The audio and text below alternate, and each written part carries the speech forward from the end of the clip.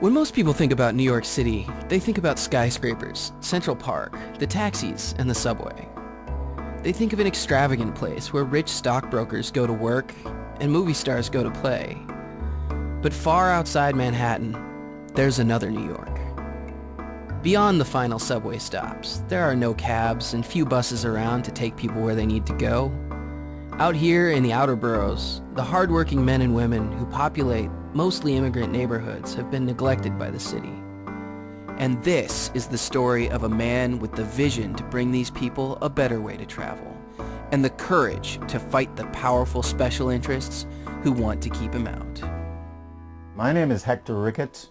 I'm the owner and president of Community Transportation Systems, Inc., which is a passenger transportation service here in New York City.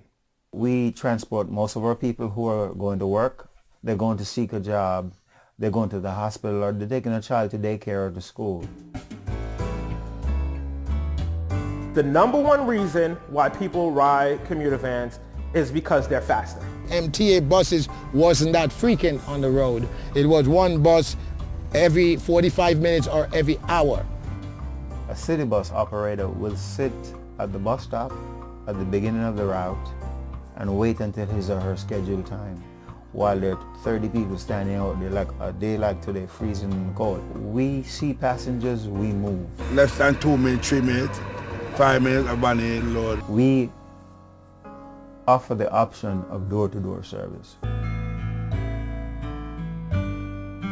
In 1978, Hector and his wife traveled to New York City from their home in Jamaica for vacation. When they saw the vast opportunities available in the United States, Hector got a student visa and moved his family to Queens. He never set out to own a commuter van service.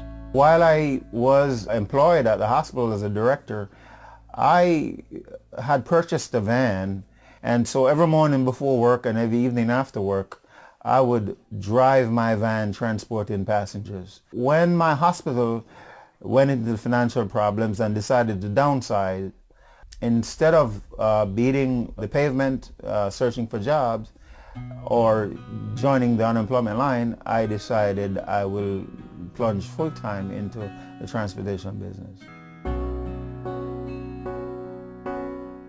Finding clients was not a problem. There were folks who wanted to use our service.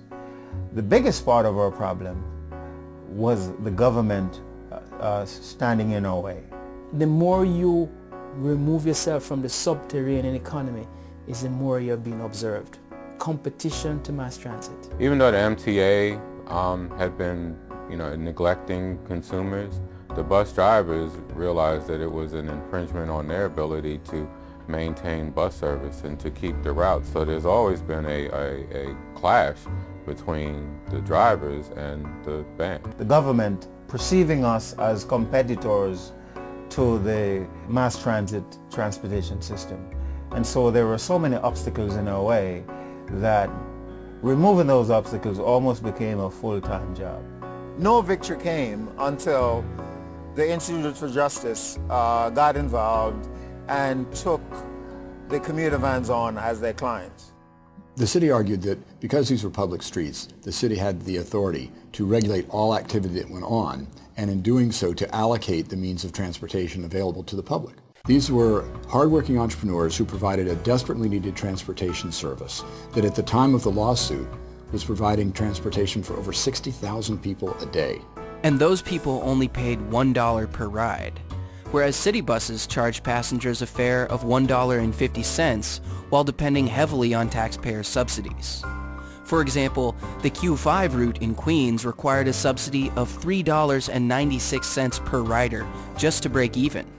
Commuter vans are unsubsidized. All these guys that you see out there, they're not taking a dime from the government.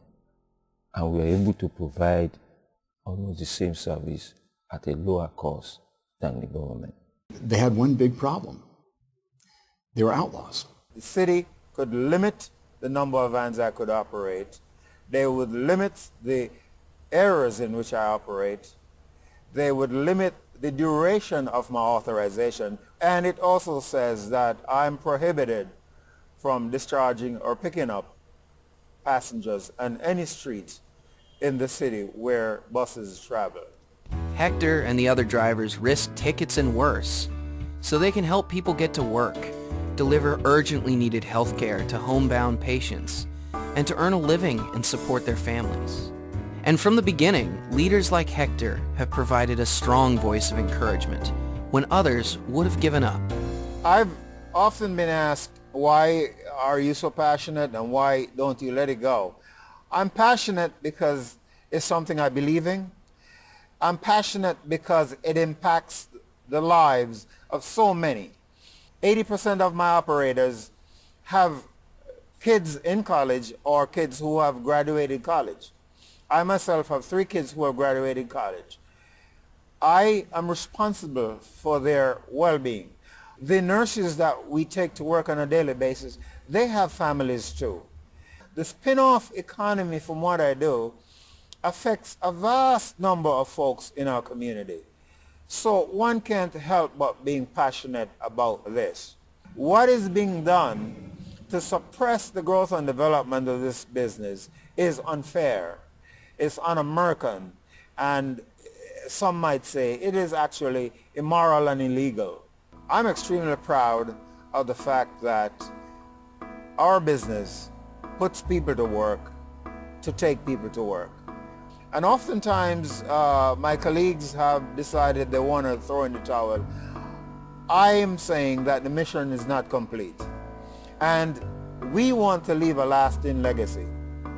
We will continue to lobby, to fight, to negotiate with the city and the state until our business is free of the stranglehold that local laws have on us.